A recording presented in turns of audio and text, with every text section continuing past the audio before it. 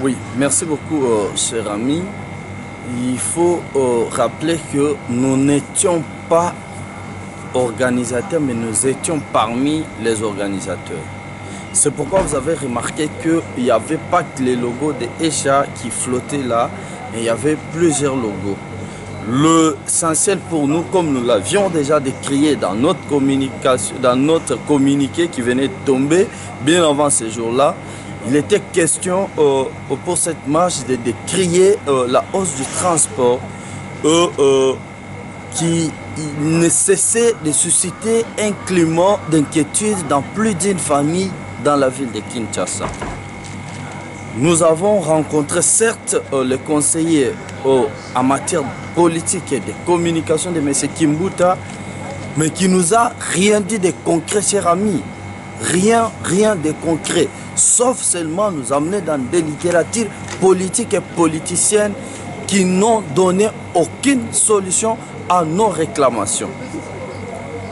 Nous pensions que pour un gouvernement responsable, on dit gouverner c'est prévoir. En lieu et place que M. Kimbuta et ses amis se battent pour que le prix du carburant puisse être revu à la baisse pour permettre non seulement au peuple congolais de vivre au moins une vie aisée à travers un transport qui ne pouvait coûter que 500 francs, ils ont préféré augmenter le prix. Alors que un parent qui pouvait payer par exemple à son fils 2000 francs de transport par jour devrait en payer 3000 et celui qui en a 6 au moment où son salaire reste seulement 93 000 francs. C'était ça nos réclamations. Et les étudiants, c'était ça nos réclamations, mais face à ça, nous n'avons pas obtenu la gain de cause. C'est pourquoi nous prévoyons encore, nous avons encore prévu plusieurs activités dans les semaines qui suivent. Juste après l'enterrement de notre héros national, Rossi Mukendi Tshimanga Najila, nous allons procéder à une très forte mobilisation jusqu'à ce que M. Kimbuta va comprendre que les Congolais méritent mieux que ce qu'ils font. Voilà un peu nos impressions par rapport à ça. Donc nous allons lutter jusqu'à ce que M. Kimbuta comprendra que nous devons vivre mieux étant donné que nous sommes dans notre pays. D'accord, merci beaucoup. Merci beaucoup. Je peux reprendre. Nous sommes basés sur la reprogrammation de l'homme congolais et l'éveil patriotique. Nous avons eu à conscientiser les étudiants sur la hausse des prix que vous et moi nous savons tous, et nous avons demandé aux étudiants de réclamer leurs droits parce que cette hausse des prix n'est pas avantageuse pour la population congolaise. Et à ces mots d'ordre, les étudiants ont pu respecter. Vous avez bien remarqué dans la ville, province de Kinshasa, l'INBTP a répondu présent à l'appel, l'ISTA a répondu présent et l'UNIKIN aussi a répondu massivement à l'appel. Et le 10 mai, nous étions sur le boulevard. Nous avons respecté notre itinéraire d'arriver jusqu'à l'hôtel de ville. Il y a eu une délégation des étudiants avec qui nous avons marché jusqu'à l'hôtel de ville. Malheureusement, arrivé à l'hôtel de ville, on n'a pas voulu nous recevoir.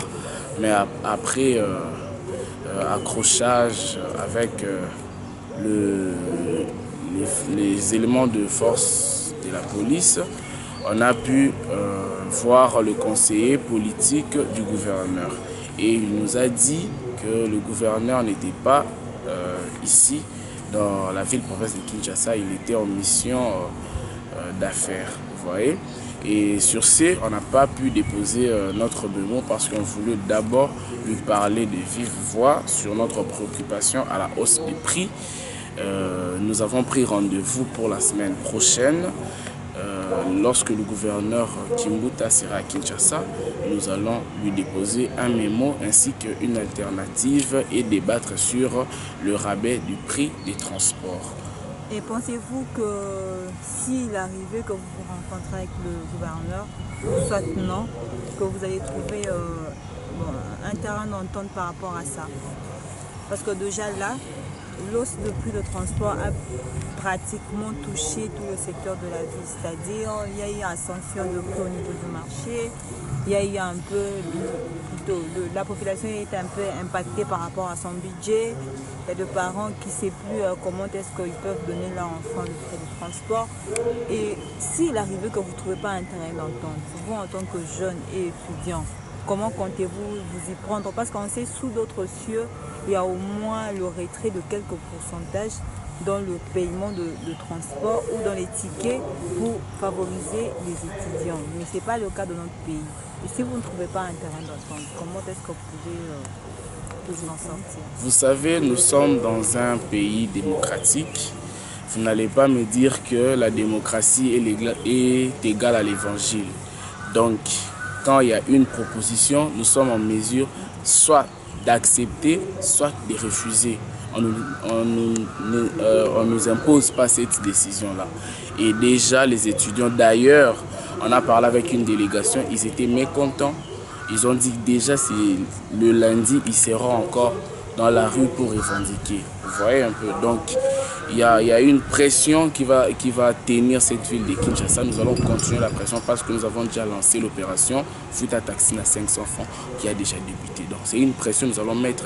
Et aussi pour les taximens et aussi la population. Vous voyez, cette pression-là, nous allons continuer jusqu'à ce que les prix va baisser.